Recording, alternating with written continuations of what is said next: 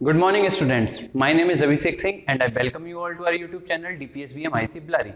Today, we are going to study a new chapter in civics, that is local self-government. So let's begin with the video. देखिए बच्चों, अभी हमने पिछला chapter जो पढ़ा था इंडियन सोसाइटी, उसके बारे में हमने बात करी थी कि जो हमारी जो कंट्री है उसकी सोसाइटी कैसी है, उसका समाज कैसा है। आज हम बात करने वाले हैं local self government. Local self government क्या होती है, उस पर बात करने से पहले मैं आपको कुछ चीज समझाने वाला हूं। देखिए, हमारी कंट्री है इंडिया, भारत जिसे हम कहते हैं। हमारे देश के अंदर 28 स्टेट्स हैं और 9 यूनियन टेरिटरी हैं। ठीक है, तो हमारा बड़ा सा देश, इतना बड़ा देश कितने पार्ट्स में डिवाइड हो गया? 28 स्टेट्स में और 9 यूनियन टेरिटरी में डिवाइड हो गया। अगर हम किसी एक इंसान को बिठा दें, उस एक इंसान से कहें कि इस पूरे देश को संभालने की जिम्मेदारी आपकी है, आप जो चाहे वो डिसीजन लोगे, आपका जो मन करेगा वो आप करोगे, बस आपको पूरे देश को आपको ही चलाना है, तो हमने सारी जिम्मेदारी किसे दे दी? एक इंसान को दे दी, और इसे कहते हैं हम centralization of power. Centralization of power, हमने जितनी भी पावर है एक आदमी को दे दी, एक जगह उसका सेंटर बना दिया। इसे क्या कहा गया? Centralization of power. Centralization of power अगर कोई आपसे पूछे तो आप क्या बताएंगे? जब सारी पावर एक इंसान के या एक ग्रुप के हाथ में दे दी जाती है तो उसे क्या कहते हैं? Centralization of power. अब लोकल सेल्फ गवर्नमेंट जो है, लोकल सेल्फ गवर्नमेंट का काम होता है पावर का डिसेंट्रलाइजेशन करना। क्या करना? डिसेंट्रलाइजेशन करना। Decentralization of power. अब जानेंगे डिसेंट्रलाइजेशन ऑफ पावर क्या होगा। देखो, एक इंसान है, मान लीजिए हमारे जो पीएम हैं श्री नरेंद्र मोदी जी, उन पे पूरे देश की जिम्मेदारी है। तो इतने बड़े देश को क्या हर एक चीज वो खुद हैंडल कर सकते हैं क्या? उन्हें और लोगों की जरूरत नहीं पड़ेगी क्या? सारी स्टेट्स को वो खुद थोड़ी चलाते होंगे क्या? तो हमारी जितनी भी स्टेट्स हैं, हर एक स्टेट में क्या होते हैं? सीएम होते हैं, चीफ मिनिस्टर। उनके नीचे भी कौन होते हैं? एमएलए होते हैं। ठीक है, तो ऐसे बहुत सारे लोगों को डिवाइड कर दिया जाता है अलग अलग काम करने के लिए, और इसका मेन पर्पस क्या होता है? Decentralization of power. क्योंकि पावर एक इंसान पे न रह के बहुत सारे लोगों में बटे और बहुत सारे लोगों पर जिम्मेदारी जाए, उसे ही क्या कहेंगे? Decentralization of power.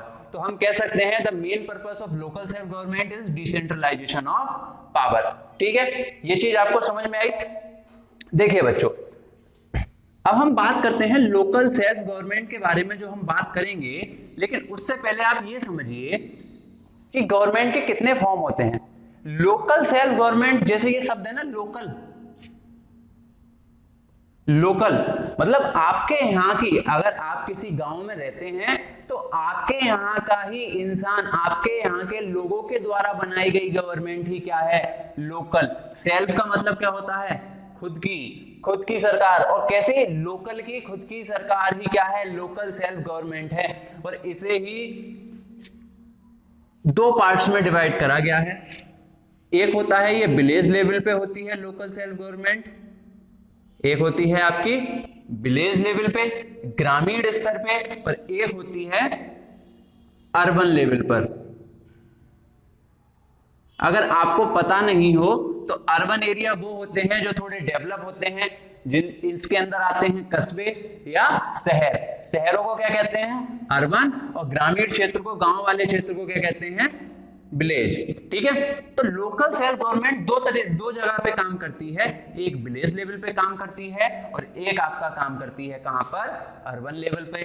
तो विलेज लेवल पे जो लोकल सेल्फ गवर्नमेंट काम करती है उसी को हम कहते हैं पंचायती राज सिस्टम। क्या कहते हैं? पंचायती राज सिस्टम। ठीक है, पंचायती राज सिस्टम। और जो अर्बन लेवल पे लोकल सेल्फ गवर्नमेंट काम करती है उसे हम कहते हैं म्यूनिसिपैलिटी। ठीक है, जैसे नगर पालिका जो होती है, ठीक है, म्यूनिसिपल कॉर्पोरेशन आपकी नगर पालिका होती है, तो मैंने आपको बताया लोकल सेल्फ गवर्नमेंट दो स्तर पे काम करती है, एक विलेज लेवल पे, एक अर्बन लेवल पे। विलेज लेवल पे इसे कहा जाता है पंचायती राज सिस्टम और अर्बन लेवल पे इसे कहा जाता है म्यूनिसिपैलिटी। अब हम थोड़ा डिटेल में इस चैप्टर पे जो हमें फोकस करना है वो हमारा फोकस किस पर रहने वाला है, पंचायती राज सिस्टम पे।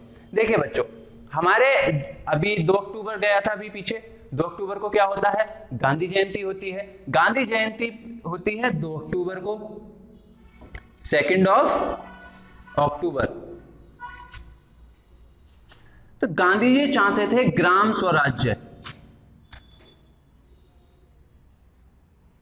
ग्राम स्वराज्य, गांधी जी डिमांड करते थे ग्राम स्वराज्य की। अब ये ग्राम स्वराज्य क्या होता है, ग्राम, आपके जो गांव होते हैं ना उन्हें हिंदी में ऐसे लिखते हैं ग्राम, उस ग्राम को ही हमने इंग्लिश में ऐसे लिख दिया। स्वराज्य मतलब खुद का शासन, स्वराज्य का मतलब खुद का शासन, खुद की आजादी। वो चाहते थे कि जो सरकार हो वो कैसी हो, ग्राम स्वराज्य पर बेस हो, कि हर एक गांव में एक ऐसा लीडर हो जो उनको पूरी तरीके से लीड कर सके, जैसे आज के टाइम पे प्रधान होता है, बिल्कुल वैसे ही। तो गांधी जी चाहते थे क्या हो, ग्राम स्वराज्य हो, ठीक है। और ये कंसेप्ट जो दिया गया था पंचायती राज सिस्टम का या लोकल सेल्फ गवर्नमेंट का जो कंसेप्ट था, ये अंग्रेजों के टाइम पे दिया गया था। अंग्रेजों के टाइम पे एक अंग्रेज हुआ करते थे, लॉर्ड रिपन। अंग्रेजों के टाइम पे एक अंग्रेज हुआ करते थे जिनका नाम था लॉर्ड रिपन, और उन्होंने ही क्या दिया था हमें, पंचायती राज सिस्टम। तो बच्चों अब हम जानेंगे कि पंचायती राज सिस्टम कैसे काम करता है और पंचायती राज सिस्टम में क्या क्या चीजें होती हैं, इसके बारे में हम बात करेंगे। देखिए बच्चों, हमने लोकल सेल्फ गवर्नमेंट की बात करी। लोकल सेल्फ गवर्नमेंट को हमने 2 पार्ट्स में डिवाइड किया, एक रूरल एरिया, रूरल पे मतलब ग्रामीण क्षेत्र पे, और एक अर्बन एरिया पे, अर्बन लेवल पे, ठीक है। अब हम बात करते हैं पंचायती राज सिस्टम को। मैंने यहाँ पे लिखा हुआ है ना levels of Panchayati Raj system, ये PRS जो मैंने शॉर्ट में लिखा हुआ है वो क्या इंडिकेट करता है, पंचायती राज सिस्टम। तो पंचायती राज सिस्टम के अंडर हम 3 चीजों पे डिस्कस करने वाले हैं, ग्राम पंचायत, ब्लॉक समिति और जिला परिषद। तो हम पढ़ने वाले हैं पंचायती राज सिस्टम, पंचायती राज सिस्टम। देखिए बच्चों, पंचायती राज सिस्टम ये ना 3 टायर सिस्टम होता है। 3 टायर मतलब इसमें 3 लेवल होते हैं। पंचायती राज सिस्टम जो काम करता है 3 लेवल पे काम करता है, जिसके पहले लेवल को क्या कहते हैं हम, पहला लेवल होता है हमारा ग्राम पंचायत। पहले लेवल को हम क्या कहते हैं, ग्राम पंचायत। दूसरा लेवल जो होता है उसे हम कहते हैं ब्लॉक समिति। क्या कहते हैं, ब्लॉक समिति। और ब्लॉक समिति के अलावा इसे ब्लॉक पंचायत भी कहा जाता है। और तीसरे नंबर पे आता है हमारा जिला परिषद। तीसरे नंबर पे क्या आएगा हमारा, जिला परिषद। सबसे नीचे ग्राम पंचायत, उससे ऊपर ब्लॉक समिति और सबसे ऊपर जिला पंचायत। ग्राम पंचायत कहां काम करता है, विलेज लेवल पे। ब्लॉक समिति कहां काम करती है, ब्लॉक लेवल पर। और जिला परिषद काम करता है आपका डिस्ट्रिक्ट लेवल पर, मतलब जिला स्तर पे काम करती है, ये ब्लॉक स्तर पे काम करती है और ये ग्रामीण स्तर पे काम करती है।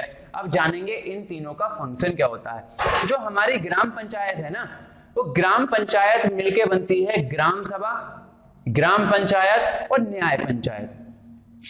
ये विलेज लेवल पे काम करती है। तो विलेज लेवल पे 3 चीजें काम करती हैं, एक होती है ग्राम सभा, एक होती है ग्राम पंचायत और एक होती है न्याय पंचायत। न्याय पंचायत। देखिए, जो ग्राम सभा जो होती है ना, किसी भी गांव के या किसी भी विलेज के जितने भी मेंबर होंगे, किसी भी विलेज में रहने वाले जितने भी लोग होंगे जिनकी उम्र 18 से ऊपर होगी, 18 प्लस जिनकी एज होगी, वो सभी के सभी ग्राम सभा के मेंबर होंगे। किसी भी विलेज में रहने वाले जितने भी लोग होंगे जिनकी उम्र 18 साल से ऊपर होगी वो क्या होंगे, ग्राम सभा के मेंबर होंगे, और ग्राम सभा के क्या होंगे, मेंबर होंगे वो, और वो अपना एक रिप्रेजेंटेटिव चूज करते हैं, अपना एक रिप्रेजेंटेटिव चूज करते हैं, और वही रिप्रेजेंटेटिव मिलके आगे क्या बनाते हैं, ग्राम पंचायत बनाते हैं। दूसरा है आपका न्याय पंचायत। न्याय पंचायत क्या है, गांव में अगर किसी बात पर दो लोगों में झगड़ा हो जाए, या कोई झगड़े जैसी चीज हो, या कोई किसी को पीट दे, या कोई किसी की यहाँ चोरी कर ले, और गांव की बात हो, तो वो उसे गांव के स्तर पर सॉल्व कर दिया जाता है, उसे कहा जाता है न्याय पंचायत। गांव की बात गांव में ही रहे, और गांव के लोगों को गांव में ही फैसला हो जाए, बाहर कहीं कोर्ट में ना जाना पड़े, उसके लिए क्या होती है, न्याय पंचायत होती है। और न्याय पंचायत ने अगर अपना कोई फैसला सुनाया और दोनों पार्टी में से किसी एक पार्टी को वो मंजूर नहीं है, तो वो हायर कोर्ट में भी जा सकते हैं, उसके बाद हायर कोर्ट में भी जा सकते हैं। हायर कोर्ट कौन सा, या तो जाएंगे डिस्ट्रिक्ट कोर्ट में, या जाएंगे उसके ऊपर हाई कोर्ट में। ठीक है बच्चों, तो ये जरूरी नहीं है कि जो फैसला न्याय पंचायत ने सुना दिया वो मानना ही मानना है। न्याय पंचायत ने जो फैसला सुनाया जरूरी नहीं है कि वो माना जाए। और न्याय पंचायत का जो हेड होता है उसे कहा जाता है सरपंच। न्याय पंचायत के हेड को क्या कहा जाता है, सरपंच। देखो ये ना एक तरीके से ये समझ लो, न्याय पंचायत की एक ग्रुप होता है लोगों का, उनके उस ग्रुप का हेड कौन होता है, सरपंच, और उसके नीचे जो काम करते हैं उन्हें कहा जाता है पंच। ठीक है, अब ये पंच शब्द जो है ना हमारे यहाँ सालों से चला आ रहा है, मतलब कई सौ सालों से चला आ रहा है। पंच का मतलब क्या होता है, पंच का मीनिंग होता है 5 लोगों का एक ऐसा ग्रुप, 5 लोगों का ग्रुप होता है पंच। पहले क्या होता था, कई सौ साल पहले हमारे देश में क्या होता था, किसी भी गांव के जो सबसे बुजुर्ग लोग होते थे, सबसे बुजुर्ग 5 लोग होते थे, उनका एक ग्रुप बनाया जाता था, उनकी एक टीम बनाई जाती थी, और जिसे क्या कहा जाता था, पंच कहा जाता था। और पंच का क्या काम होता था कि उस गांव में कोई भी झगड़ा होता है, किसी बात पर विवाद होता है, तो उसे सुलझाना, और जो पंच जो कह देते थे उस गांव के लोग वो मान लेते थे। ये काम किसका होता था, पंच का होता था। और एक ये जो ग्राम पंचायत है इसका जो हेड होता है उसे कहते हैं मुखिया। क्या कहते हैं, मुखिया। ठीक है बच्चों, तो अब हमने किसके बारे में बात करी, ग्राम पंचायत के बारे में बात करी। ग्राम पंचायत का काम क्या होगा, ग्राम पंचायत का काम होता है कि जिस गांव की जो पंचायत है, जिस गांव की ग्राम सभा है, उस गांव में थोड़ा डेवलपमेंट करना, थोड़ा विकास करना, थोड़ा अगर पानी की दिक्कत है तो पानी की दिक्कत दूर करना, लोगों के खेतों पे जाने में उन्हें दिक्कत है तो उसका सड़क का निर्माण कराना। तो उस जगह के, उस गांव के लोगों की जरूरतों को पूरा करने का काम किसका होता है, ग्राम सभा, ग्राम पंचायत का होता है। तो ये बात रही हमारी ग्राम पंचायत की। अब हम बात किसकी करते हैं, ब्लॉक समिति की। ठीक है बच्चों, ब्लॉक समिति का जो हेड होता है उसे कहते हैं ब्लॉक प्रमुख। क्या कहते हैं, ब्लॉक प्रमुख, या फिर दूसरे शब्दों में कहो तो उसे खाली प्रमुख भी कहा जाता है। यह है हमारी ब्लॉक समिति, इसके हेड को क्या कहेंगे, प्रमुख। जैसे ये हिंदी वाला प्रमुख नहीं होता, ये ब्लॉक प्रमुख। ठीक है, या तो इसे प्रमुख कहते हैं या ब्लॉक प्रमुख कहते हैं। और इसके नीचे एक और काम करता है, उसे कहते हैं उप प्रमुख। उसे क्या कहते हैं, उप प्रमुख। देखिए ग्राम पंचायत में क्या होता है, जिस ग्राम की वो पंचायत होती है उस ग्राम को लेकर डिसीजन ली जाती है। एक गांव भी हो सकता है और एक से ज्यादा गांव भी हो जाते हैं। ब्लॉक समिति में क्या होता है, एक ब्लॉक के अंदर जितने गांव होते हैं, एक ब्लॉक के अंदर जितने भी गांव होंगे, जितने भी विलेज होंगे, उनके डेवलपमेंट की कौन सोचेगा, ब्लॉक समिति। ब्लॉक समिति सोचेगी। ये एक ऐसी समिति होती है जिसमें लोगों के द्वारा चुने हुए लोग होते हैं, लेकिन एक सरकारी कर्मचारी भी होता है जिसे हम कहते हैं BDO। इसकी फुल फॉर्म होती है block development officer. Block development officer इसे कहा जाता है। एक होता है BDO, इस वीडियो की फुल फॉर्म होती है विलेज डेवलपमेंट ऑफिसर। लेकिन जो ब्लॉक समिति में जो एक सरकारी मेंबर होता है, गवर्नमेंट का मेंबर होता है, उसे कहते हैं हम बीडीओ, ब्लॉक समिति।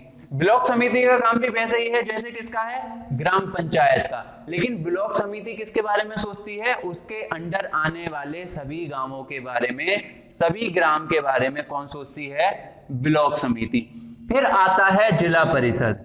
कौन आता है, जिला परिषद। जिला परिषद का जो हेड होता है वो प्रेसिडेंट कहलाता है, और उस प्रेसिडेंट के एक नीचे होता है वाइस प्रेसिडेंट। ठीक है, हेड को हमने क्या बोला, प्रेसिडेंट, और उसके नीचे वाइस प्रेसिडेंट।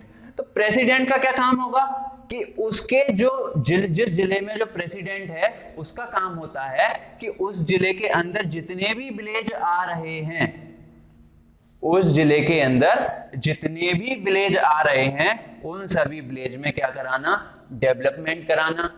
लोगों को खेती करते हैं, ग्रामीण क्षेत्र में ज्यादातर खेती होती है, बीज मुहैया कराना, फर्टिलाइजर का इंतजाम कराना, पानी की सुविधा ठीक से है नहीं है, सड़कें ठीक से है नहीं है, उनकी हेल्थ में हॉस्पिटल बनाना गांव वगैरह में, ठीक है, हेल्थ को इंप्रूव करने के लिए काम करना। तो ये सब काम किसके होते हैं, जिला परिषद के काम होते हैं। तो हमने क्या पढ़ा बच्चों आज, पंचायती राज सिस्टम पढ़ा, और पंचायती राज सिस्टम में हमने किसके बारे में बात करी, ग्राम पंचायत, ब्लॉक समिति, जिला परिषद। देखिए बच्चों, आप एक चीज सोचिए, हमारा देश है, ठीक है, हमारे देश में 28 स्टेट्स, 9 यूनियन टेरिटरीज, ठीक है, इंडिया एक कंट्री है। मान लिया इंडिया की एक कंट्री है, उसकी एक स्टेट ले ली हमने यूपी, उत्तर प्रदेश। उत्तर प्रदेश के अंदर भी कितनी डिस्ट्रिक्ट होती हैं, 75 डिस्ट्रिक्ट्स, 75 जिले हमारे उत्तर प्रदेश में हैं। और इनके नीचे भी क्या होती हैं, बहुत सारे ब्लॉक होते हैं, और हर एक डिस्ट्रिक्ट के अंदर हंड्रेड्स ऑफ विलेज होते हैं। तो क्या आपने एक इंडिया का पीएम बैठा दिया, या एक स्टेट का सीएम बैठा दिया, या डिस्ट्रिक्ट लेवल पे कोई आपने एमपी एमएलए या कुछ जिला अध्यक्ष बैठा दिया, तो वह क्या हर एक गांव की जानकारी उसके पास होगी, क्या हर एक गांव में वो विकास कर पाएगा, हर एक गांव तक वो जा पाएगा, क्या नहीं जा पाएगा ना। हर एक गांव का, जिस गांव की जरूरतें होती हैं उस गांव के लोगों को सबसे ज्यादा पता होता है। इसीलिए तो गांधी जी ने कहा था कि ग्राम पंचायत जैसी चीज होनी चाहिए। ग्राम स्वराज्य की डिमांड क्यों करी गई, तभी तो करी गई कि जिस गांव के लोग रहते हैं उस गांव के लोगों को उनकी दिक्कतों का सबसे ज्यादा पता होता है, और उनमें से ही कोई अगर एक गवर्नमेंट का पार्ट होगा, कोई एक गवर्नमेंट बनाएगा, तो उनकी दिक्कतें दूर हो सकती हैं। इसीलिए हमें किसकी जरूरत पड़ी, लोकल सेल्फ गवर्नमेंट की जरूरत पड़ी। आपकी बुक में ये चैप्टर है, आप इस चैप्टर को अच्छे से पढ़िएगा, और जब आप इस चैप्टर को अच्छे से पढ़ लेंगे तो आपका अगर और कोई भी डाउट बचा होगा तो वो भी क्लियर हो जाएगा। चलिए बच्चों, इसी के साथ हम मिलते हैं फिर से अगली वीडियो में। तब तक के लिए आप अच्छे से पढ़ते रहिए।